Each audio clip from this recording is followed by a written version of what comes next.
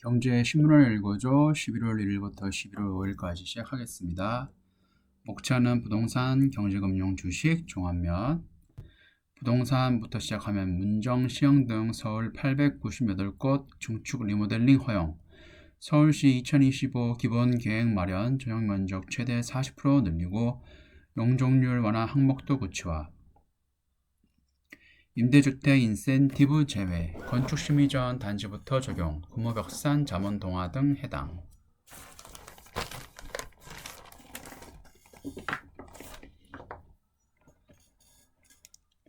서울시가 노후 아파트의 리모델링 활성화와 공공 확보를 위해 공동주택 리모델링 기본 계획을 재정비했다.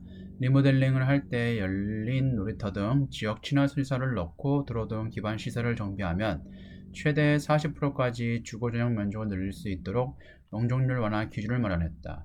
주민 반발이 예상됐던 임대주택을 지으면 용적률을 더 주는 방안은 포함되지 않았다.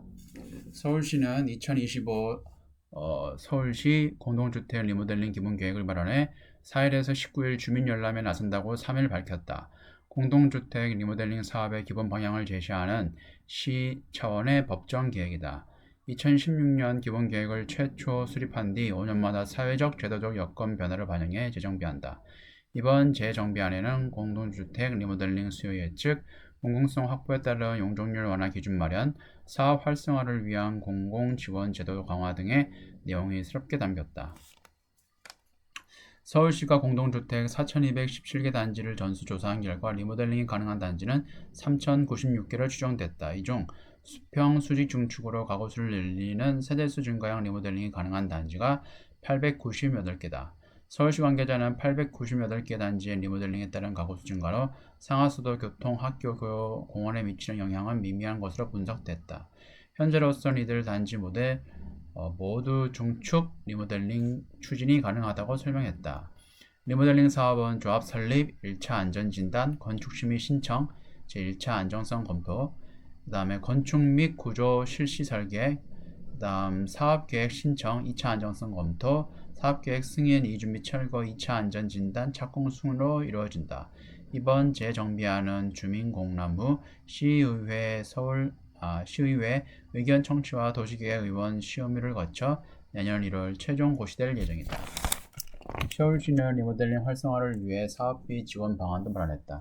재개발, 재건축과 달리 리모델링 지원 제도가 없었다는 점이 감안됐다. 정비기금을 활용할 수 있도록 관련 법령을 개정하고 조합 운영비, 공사비, 융자 등 금융 상품 개발에도 나설 계획이다. 다음 경제금융 주식.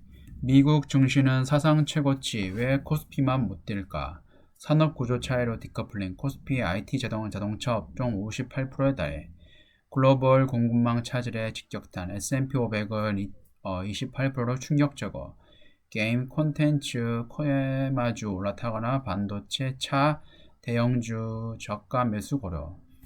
S&P 500과 코스피를 비교를 하면은 2010년도부터 2021년까지 비교를 하면은 S&P 500의 그 지수가 코스피 지수보다 상당히 더 고수익률이고요. 2000년부터 2021년까지 약 21년간을 비교를 하면은 코스피가 오히려 더 수익률이 높습니다. 지수 수익률. 한국 증시와 미국 증시의 디커플링 심화가 되고 있다. 글로벌 공급 차질로 한국의 주력 산업인 정보기술, 자동차, 직격탄을 받은 반면 미국에서는 공급망 차질에서 자유로운 무형 자산을 가진 기업의 주가가 연일 고공행진이다. 미국 같은 경우에는 마이크로소프트 클라우드나 구글 같은 경우에는 주가 영업이익이 상당히 어닝 서프라이즈가 났지만 공급망에 약간 문제가 있을 수 있는 애플이나 아마존도 상당히 올랐지만은 이 두 가지 업종에 비해서는 더 올랐습니다. 글로벌 미국 장단기 금리차가 줄어들고 있는 것도 수출 중심의 신흥국인 한국 증시의 매력을 떨어뜨리는 주요 요인이다. 글로벌 공급 차질 직격탄 맞은 한국.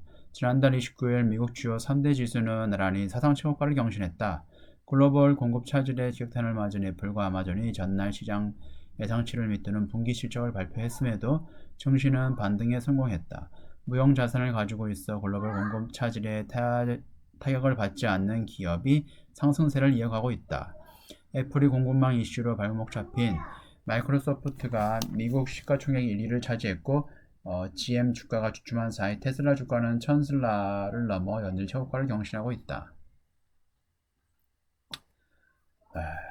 반면 코스피 지수는 지난달 29일 3,000선을 깨진 이후에도 1일에도 2,978.94로 거래를 마쳤다. 제조업 비중이 높은 한국 증시는 글로벌 공급망 차질에 직격탄을 맞았다.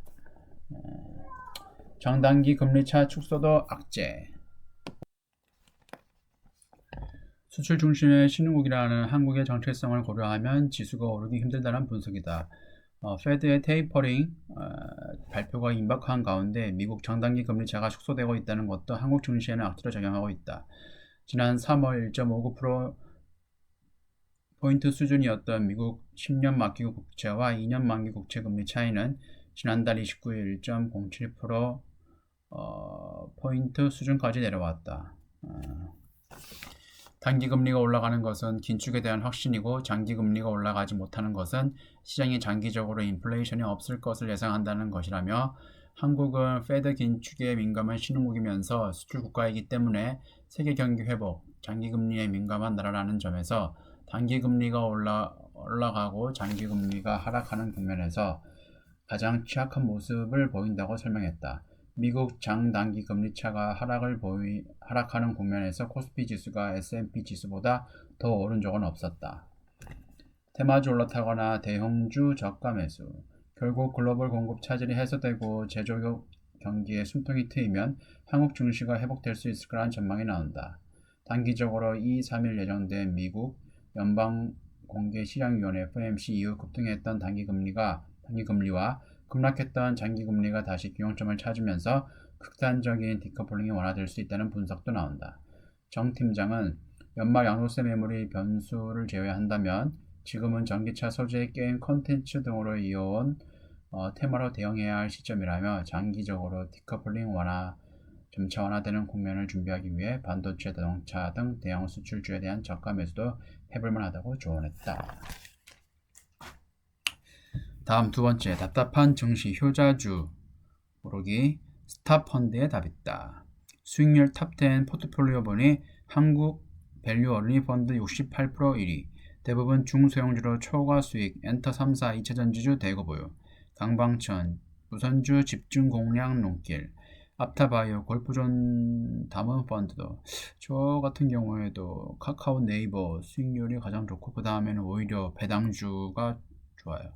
배당주 제가 가지고 있는 거는 NH투자증권, 그 다음에 쌍용 CNE, 그 다음에 KTNG가 있는데 이 중에서 오히려 NH투자증권과 쌍용 CNE 같은 경우에는 수익률이 한 50% 정도 되기 때문에 다른 자동차 삼성전자보다 수익률이 훨씬 높습니다. 코스피 지수가 횡보하면서 투자자의 근심이 깊어지고 있다. 특정 업종에만 매수세가 몰리면서 대부분 종목이 손실 구간을 벗어나지 못하고 있기 때문이다. 이럴 때 스타 펀드들이 투자하는 종목을 참고할 필요가 있다. 여의도 간판 펀드 매니저들이 선별한 종목은 수익을 낼 가능성이 더 높아서다. 수익률 최상위 펀드의 포트폴리오를 조사해봤다.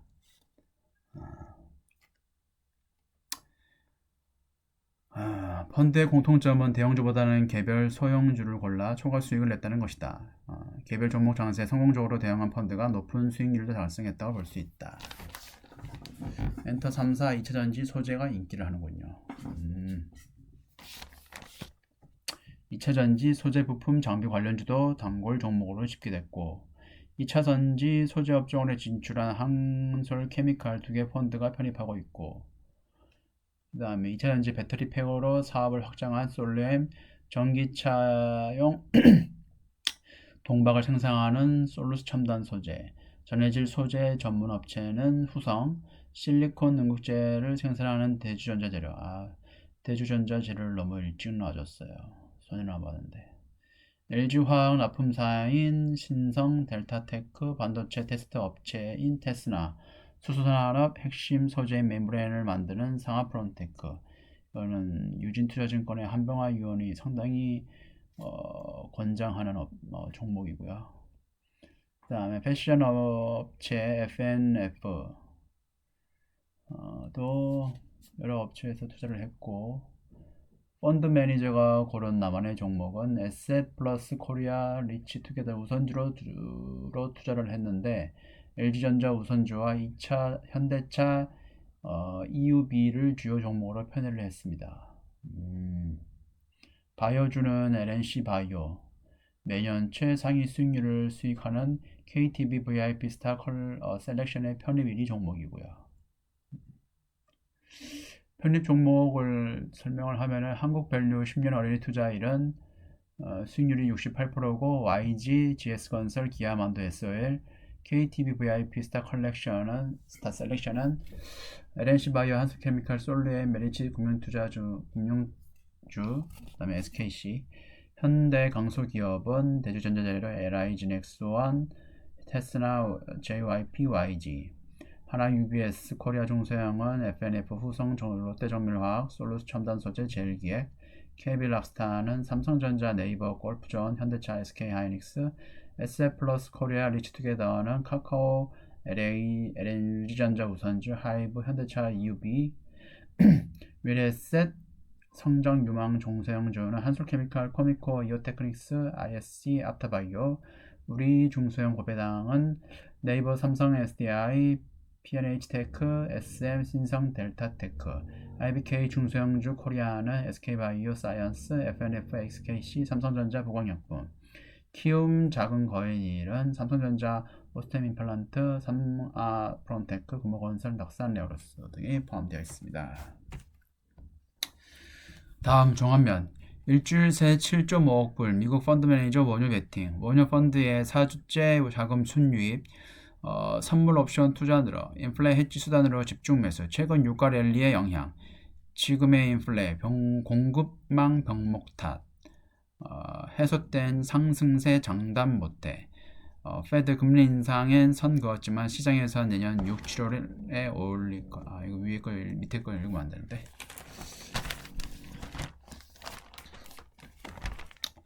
신문으로 들어가면, 미국에서 펀드 매니저들이 올해 가을부터 원유 선물을 집중적으로 사들이고 있는 것으로 나타났다. 통상 원유 선물은 석유회사가 원자재 전문 헤지 펀드의 영역으로 여겨진다. 하지만 최근 인플레이션 공포가 확산되면서 주식과 채권을 다루는 펀드 매니저들까지 해지 수단을 확보하기 위해 에너지 선물 시장에 뛰어들고 있다는 분석이 나온다. 에너지 투자에 몰리는 돈.